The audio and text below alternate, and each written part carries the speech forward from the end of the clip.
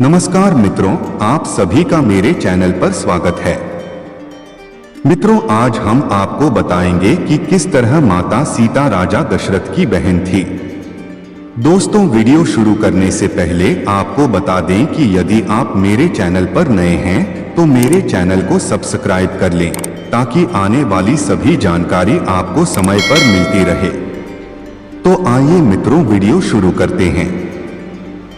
दोस्तों, एक पौराणिक कथा के अनुसार अज नाम का एक राजा था। राजा अज की कोई संतान नहीं थी। एक बार राजा अज जंगल में भ्रमण करने गया। चलते चलते जब राजा अज जंगल में पहुंचा तो उसे बहुत ज्यादा प्यास लग रही थी। राजा अज का गला प्यास से सूख रहा था। जब राजा ने इधर उधर देखा तो उसे एक तालाब दिखाई देता है। महाराज सरोवर के पास गया। राजा ने देखा कि सरोवर में एक कमल खिल रहा था जो बहुत ही सुंदर और सुगंधित था। राजा अज उस कमल के फूल पर मोहित हो गया और राजा के मन में उस फूल को पाने की लालसा उत्पन्न हो गई। जैसे ही महाराज अज उस फूल को लेने के लिए अपना हाथ आगे बढ़ाता तो वह फूल थोड़ा और आगे खिसक जाता था। ऐसा करते करते राजा अज बहुत परेशान हो गया। उसके बाद राजा अज सोचने लगा कि इस फूल को कैसे तोड़ूं। उसके बाद महाराज अज उस फूल को तोड़ने के लिए सरोवर में उतर जाता है।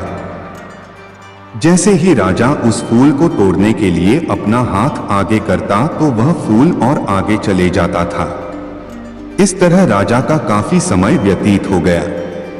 तभी अचानक आकाशवाणी हुई कि महाराज अज आप इस कमल को नहीं तोड़ सकते हैं, क्योंकि इस फूल को वही तोड़ सकता है जिसके पास अपनी कोई संतान है।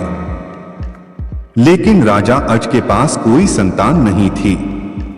जब राजा ने यह बात सुनी तो राजा अज को बहुत दुखी हो गया और उस फूल को पाने का मोह त्याग कर अपने महल में वापस आ जाता है और संतान प्राप्ति के लिए तन मन से भगवान शिव की तपस्या करने लगता है।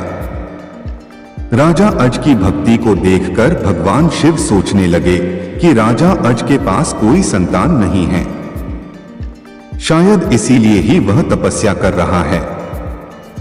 भगवान शिव ने यह सोचकर धर्मराज को आदेश दिया कि तुम पृथ्वी लोक पर जाकर कुछ ऐसा उपाय करो जिससे महाराज अज की कोई संतान उत्पन्न हो जाए।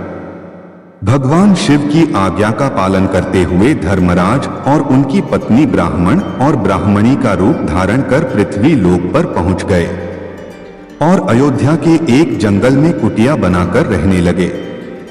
एक बार जब राजा अज अपने दरबार में बैठा हुआ था, ठीक उसी समय वह ब्राह्मण भिक्षा लेने के लिए महाराज के पास पहुंच जाता है।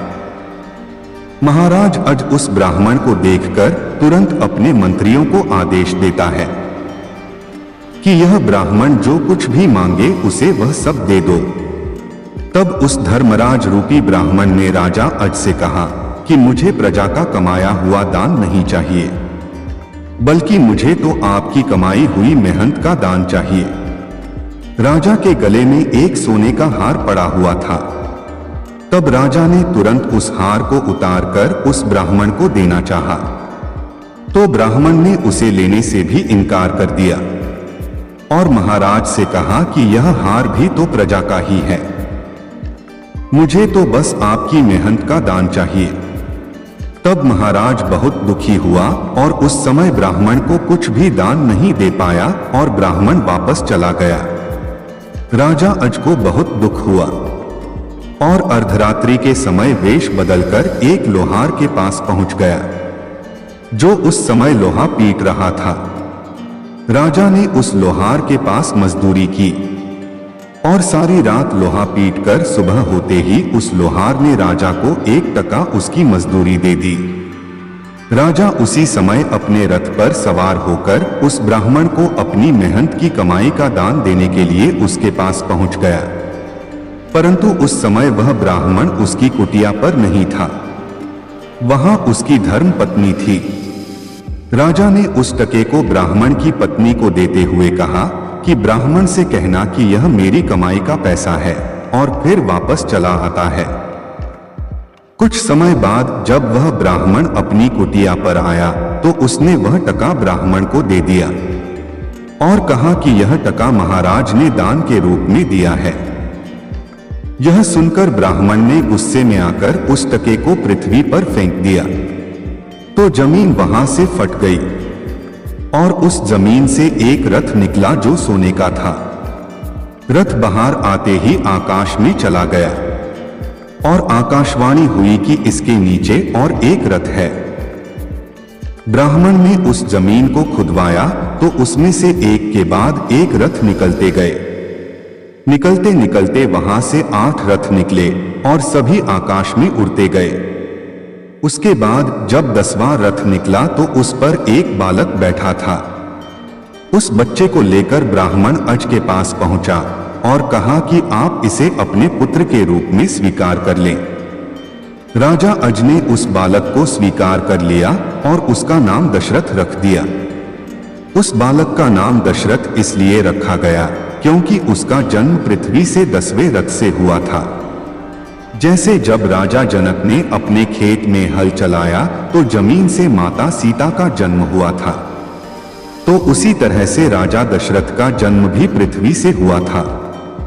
इस तरह पृथ्वी के पुत्र का नाम दशरथ और पुत्री का नाम सीता था, जिस कारण माता सीता दशरथ की बहन हुई और सीता का भाई राजा दशरथ। तो दोस्तों आज के वीडियो में बस इतना ही। अगले वीडियो में मिलते हैं। आपको यह जानकारी कैसी लगी? अच्छी लगी हो तो वीडियो को लाइक व शेयर करें और मेरे चैनल को सब्सक्राइब करना ना भूलें। वीडियो को अंत तक देखने के लिए धन्यवाद।